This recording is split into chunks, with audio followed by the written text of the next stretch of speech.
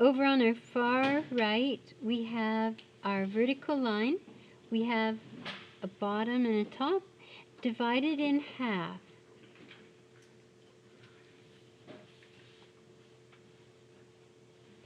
Don't use a ruler though, just freehand. In class we use freehand. And divide it into quarters. And then divide it into 8.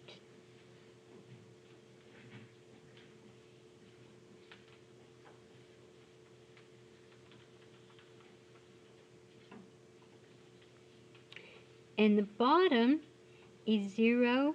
This is 1 foot, 2 feet, 3 feet, 4 feet, 5 feet, 6 feet, 7 feet, and 8 feet. And at 5 feet, we're going to put a horizon line, our eye level. And in choosing that, we're telling the viewer that this is the best height in order to view what we have to show you. That's the height of our eye level, and the 0 is the floor line.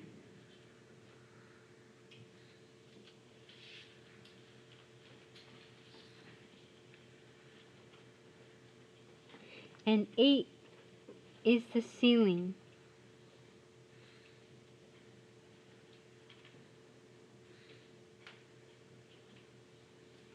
Now the usual height for a table is 2.5 feet, but this is something a little different. It's stainless steel and it comes right out from the wall. We're going to put it at 3 feet, so that's a half a foot higher than your kitchen table. So let's bring 3 feet across.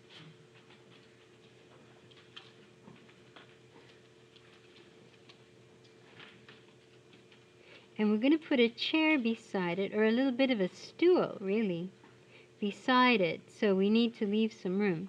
It's a little ledge that sticks out from the wall. Let's make it about that wide. And you're just estimating how wide to make it. And it has a bit of a backsplash, a little bit of a area here that's stainless steel. Now, to bring it out from the wall, the best way to do that is actually to judge it on the floor. So let's walk it down to the floor, the width. We'll walk the floor down to the width with a dotted line. And now we need a vanishing point. So let's put our vanishing point over here. It could have gone anywhere. It could have gone over here, anywhere along that horizon line. But when you choose it, you're telling the viewer that that's the best place to stand to view what I have to show you. Okay? And now we can start at the bottom, because this is the least distorted side. When you're looking at something, the part that's the furthest away from the vanishing point, when it's that close, is the best way to judge without too much distortion. If it was that far away, it would not be good. But this is okay, so we'll do that. So let's go across. You can do a phantom line till you get to this point.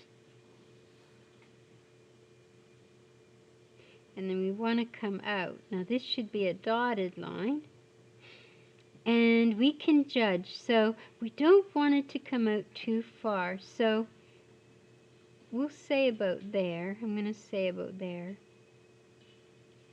I think that should be okay. And now we use our vanishing point again through here.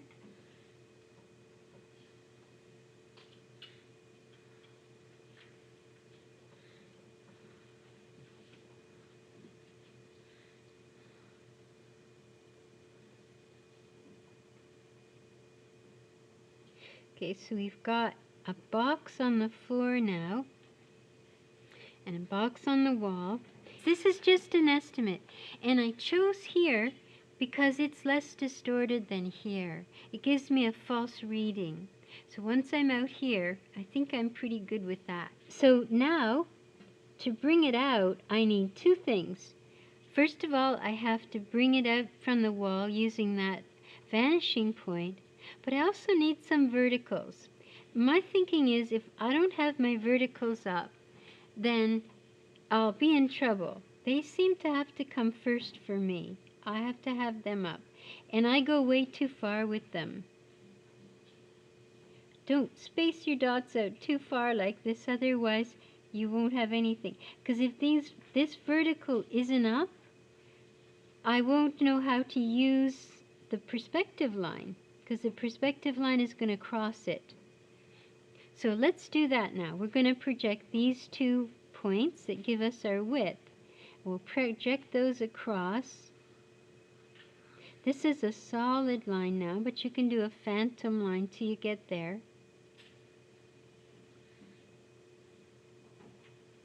And do this one. Now both of these angles are different.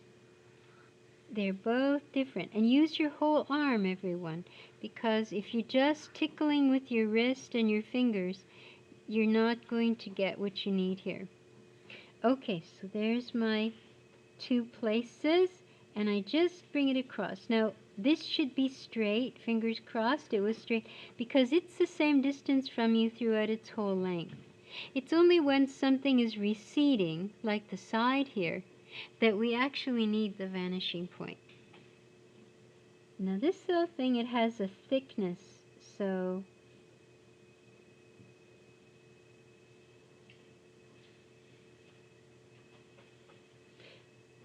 this will give your work an authenticity like nothing else when you put thicknesses on. So often, even with windows and windowsills, people forget to put thicknesses on, but you really do need them. We also need a thickness to the back, that little backsplash, so we better add that in. And the top, we have to put a top on, even though it's very tiny.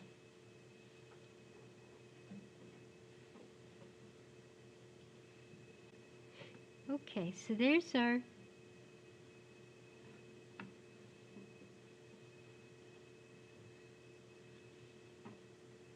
little table suspended against the wall. And we can have some things sitting on here. We could have a cup of coffee,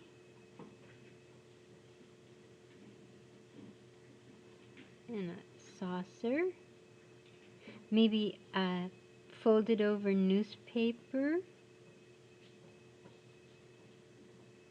Now make sure with your newspaper, if you're going to put a newspaper or a book, that it looks smaller in the distant area and larger in the foreground. So you just make that little shift. And see how overlapping helps to describe this surface the best. Make sure though, when you put your cup or saucer or whatever you're putting there, you put it in front of this line. It can overlap when it becomes tall, but it has to be in front of that line, sitting on the surface. Okay, there's a couple things. Maybe we have a dessert. Maybe that's an ice cream sundae, the strawberry on top. Yum. Now we need a stool or a chair to put beside it. Now normally our seat height is 1.5 feet, but if we bring 1.5 feet over, or 18 inches, wow, that's just way too low. So we've got to come up higher. Let's go 2.5. 2.5. We'll bring 2.5 feet over. Let's design it against the wall and bring it forward. In an elevation, we'll design it. Whatever height the back of your backsplash is, make the back of your chair a little bit higher. So there's the back. It's going to come up a little bit higher than there. My seat is going to be there.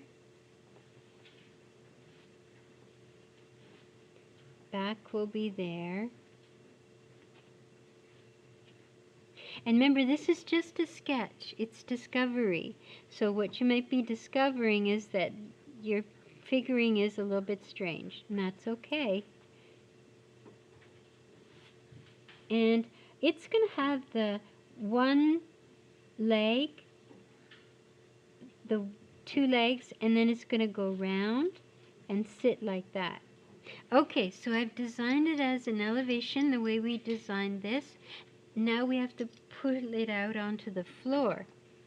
So let's start on the bottom. I'm most comfortable. It's the most obvious thing to see. So it's gonna give us everything else. So let's start from there.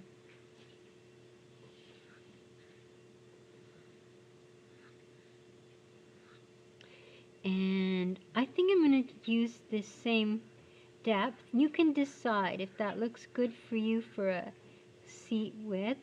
Now, I tucked this under the seat itself. My seat is a little bit wider, so I've got to bring that down to here and bring it out.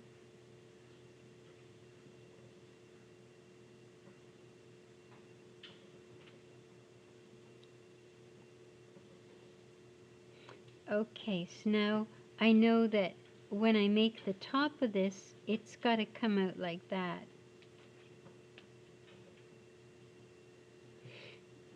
Okay, now sometimes this extends back further than the chair, but let's leave it the way it is for now. And we'll bring the back forward. So from the top of the back, we'll bring that forward.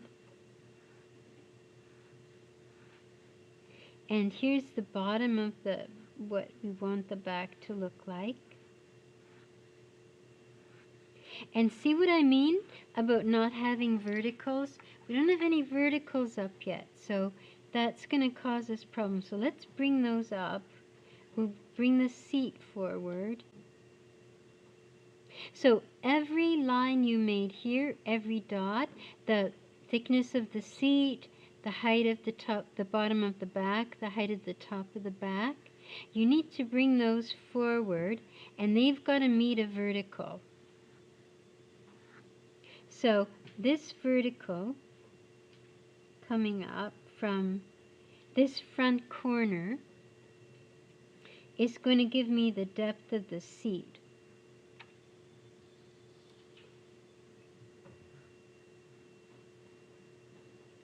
And this front corner right here, remember this is the width we chose for the base, so that'll give us the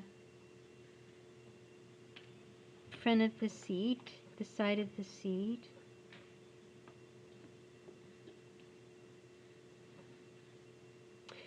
Okay, so now I have to bring this forward.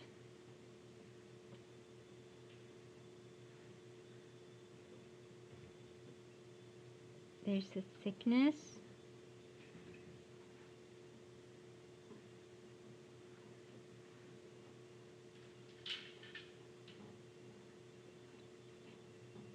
So you see how now I've got a little box out here, like a pizza box. And that's for my seat. I can see through it though, and I won't want to later, but for now I can see through it. This now is the bottom of the chair leg. So you have to imagine that that line isn't there anymore, and we just have it like this, a tube that goes down from the seat and around the back, and then around the other way, and then up. So it's tubular. Kind of goes with the stainless steel little item up here, our little table. So we went from that elevation of the seat, we brought it forward with the vanishing point, but what was most valuable were our verticals, because without them we wouldn't have been able to end the seat. The vertical from the ground, that's what gave us the end of the seat. And it gave it to us over here as well, because this overhangs. Okay, and now we'll bring the back forward. Now the back could be attached here. That seems okay. We'll attach it from here. And this is working out. We've got the back here. Now from this point of view, we're seeing the back of the chair. We're not seeing the front of the chair, but that's okay. And this you would round it out and make it plump and cushiony and nice. But just at this stage, we want it to be, this we could fill out, make it nice and fat, and we could make it even round at the back if we wanted to make it round. So you see, there's no real problem with having the pen lines. You just make more aggressive lines over top when you discover what you want. And this will have little rivets or something to hold it in place.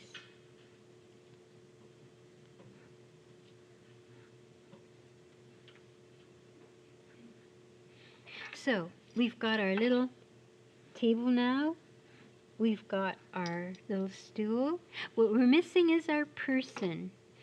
Now remember, this will show you, you see, why the people are so important. Just our sketch person. We're going to put the lady in because she's easy to scale. We'll put her eyes on the eye level and draw her in. If you need to refer back to the page, refer back to the page. Maybe she's carrying something to the table. And we'll put her skirt.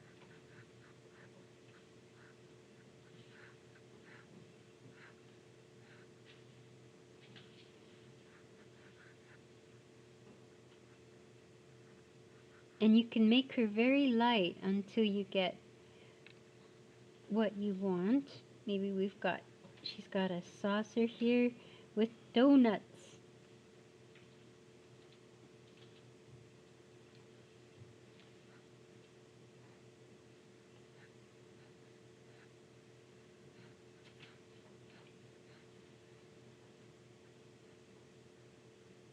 And she looks proportionate. She could hop up onto her stool and she would be just fine. So that's what she's doing her job.